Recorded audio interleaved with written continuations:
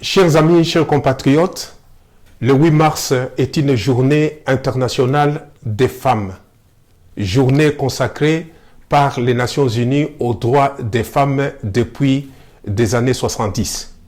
Notre parti, le Mouvement National Congolais Lumumba, MNCL en sigle, parti fondé par Patrice Emery Lumumba et ses collègues à Léopoldville le 10 octobre 1958, parti aujourd'hui dirigé par les camarades président Jean Bosco Fouamba, successeur de Christophe Gouigné à la tête du parti.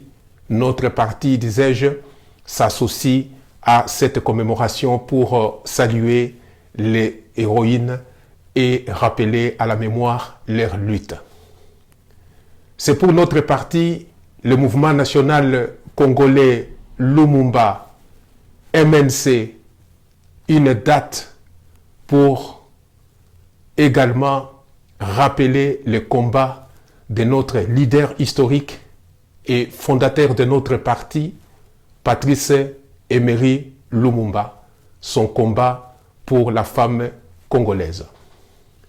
Dans son livre intitulé « Congo, terre d'avenir, est-il menacé ?», livre où il aborde plusieurs sujets cruciaux d'intérêt historique de l'époque, livre dont beaucoup ignorent les contenus jusqu'à nos jours, Patrice Lumumba soulève la question de l'émancipation de la femme congolaise. Pour lui, l'apport de la colonisation en matière d'éducation ou d'enseignement devait profiter à tous, tant aux garçons qu'aux filles, sur pied d'égalité et sans discrimination aucune.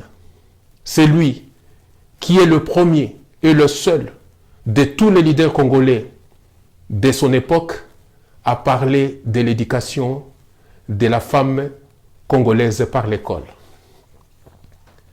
C'est lui qui est l'auteur de la citation que l'on attend à l'époque de Mobutu et de nos jours encore, à savoir « éduquer un homme, c'est éduquer un individu. Éduquer une femme, c'est éduquer toute une société, toute une nation. » Patrice Lumumba voyait dans la femme congolaise un acteur appelé à jouer à l'égal de l'homme un grand rôle, non seulement dans la famille, mais aussi dans tous les secteurs de la vie nationale qu'internationale. Et il avait vu juste, car le temps a fini par lui donner raison. Les femmes, placées dans des conditions égales à celles de l'homme, ont démontré d'être d'apport utile, malgré des préjugés persistants de nos traditions et coutumes de notre temps. Dans son livre, Patrice Lumumba relève que l'éducation de la femme congolaise a été négligée. Et le retard dû à cette négligence incombait aux éducateurs, aux parents et aux maris. Patrice Lumumba critique les parents qui refusaient d'envoyer leurs filles à l'école, préférant les garder sous les toits paternels pour leur procurer des dots. Le raisonnement de certains parents à l'époque est: à quoi sert à une fille d'aller à l'école si elle ne peut pas travailler ensuite au bureau pour gagner de l'argent? D'autres parents s'opposent à envoyer leurs filles chez les bonnes sœurs religieuses parce qu'une fois baptisées, on va les obliger à contracter le mariage religieux. Par ces mariages, elles sont considérées comme des esclaves entre guillemets, du fait que même si elles sont maltraitées par leur mari, elles ne pourront les quitter.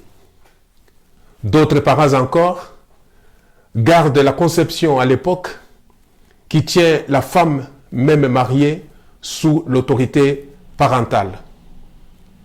Cela ne les empêchait pas de les destiner pour le mariage et de se réserver ainsi d'investir dans l'éducation de leurs filles par l'école, considérant que les filles finiront par quitter les toits paternels pour aller enrichir une autre famille, celle de son mari.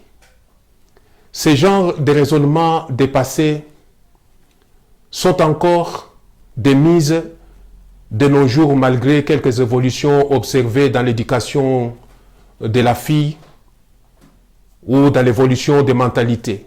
On entend encore dire aujourd'hui ça et là, et surtout là où la pauvreté est inexorable, où le traditionnalisme est de mise, que l'investissement dans l'éducation d'une fille est un investissement à pure perte.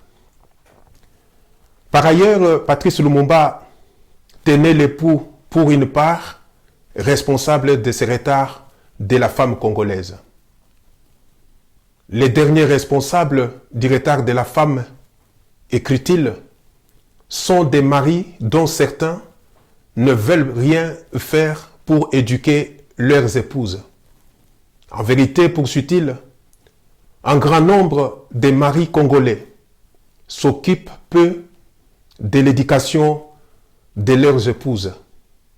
Celles-ci sont considérées, et cela symbolise les idées ancestrales encore fort ancrées chez beaucoup d'Africains, non comme des compagnes, des amis le plus intimes de la vie, mais comme des servantes qui ne sont au ménage que pour faire des enfants, enrichir les clans, préparer la nourriture pour l'armée des parasites oisifs qui vivent perpétuellement au crochet du ménage, entretenir la maison, s'occuper personnellement de tous les travaux des ménages.